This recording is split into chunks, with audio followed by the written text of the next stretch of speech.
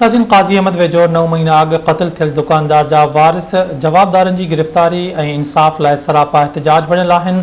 काज़ी अहमद थाणे अॻियां चौथे ॾींहुं बि एहतजाजी मुज़ाहिरो कयो वियो। इन हवाले सां पेश आहे ज़ुल्फ़कार अली टावरी जी रिपोर्ट। काज़ी अहमद लॻोट अलहदार लुंड वासी दुकानदार अलहर लुंड खे 9 महीना अॻु नामालूम मोटरसाइकिल सवार हथियार बंदनि फुर दौरान गोलियूं हणी क़त्ल करे फरार थी विया हुआ। जवाबदारनि जी गिरफ़्तारी लाइ मक़तूल जे वारसनि अॼु चौथे ॾींहुं काज़ी अहमद पुलिस थाणे अॻियां मक़तूल जूं तस्वीरूं हथनि में खणी एहतजाजी मुज़ाहिरो करे अलामती बुख हड़ताल कई ऐं सख़्त नारेबाज़ी कंदे जवाबदारनि जी गिरफ़्तारी जो मुतालबो कयो।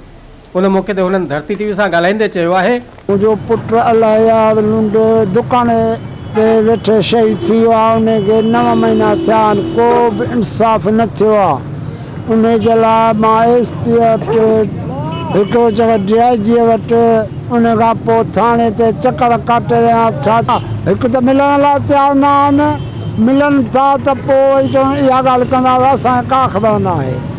सो उन जे लाइ मुंहिंजी अपील आहे, उन लाइ इंसाफ़ खपे। असां SP वटि 50 दफ़ा वियासीं, उन्होंने असांखे आसरो बि ॾिनो ऐं उन SP साहिब खे हिदायतूं बि ॾिनियूं त हिन केस खे जल्दी जो न पुॼायो पंहिंजे इंजाम ताईं।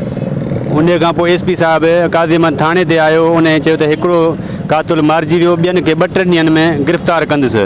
उन खे बि 4 महीना गुज़री विया आहिनि। हाणे रुॻो सिर्फ़ु चकर कटाइनि पिया, केॾीमहिल काज़ी अहमद खां नवाब शाह, नवाब शाह खां काज़ी अहमद, काज़ी अहमद खां नवाब शाह। SP साहिब खे असांजो मुतालबो आहे त असांजे अलहयार जे खून सां इंसाफ़ कयो वञे।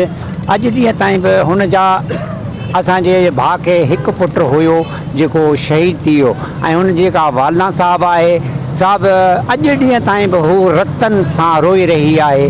असां चऊं था अली हसन ज़रदारी खे त असांजो इंसाफ़ कयो वञे। काज़ी अहमद शहर में ॾींहं जो राति हुजे त बि चओ राति आहे, दुनिया ॾिठो आहे। अॼु ताईं बि असांजो को इंसाफ़ न थियो आहे।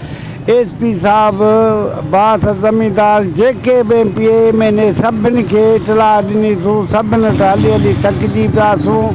असांखे अॼु तक को बि जवाबु न मिलियो आहे। असांजी इहा ई मुतालबो आहे त जेको अलहयार जा पेरेंट्स आहिनि ऐं उन फैमिली सां इंसाफ़ करायो। कैमरामैन साजिद टावर सां गॾु ज़ुल्फ़कार अली टावरी, धरती TV न्यूज़, काज़ी अहमद।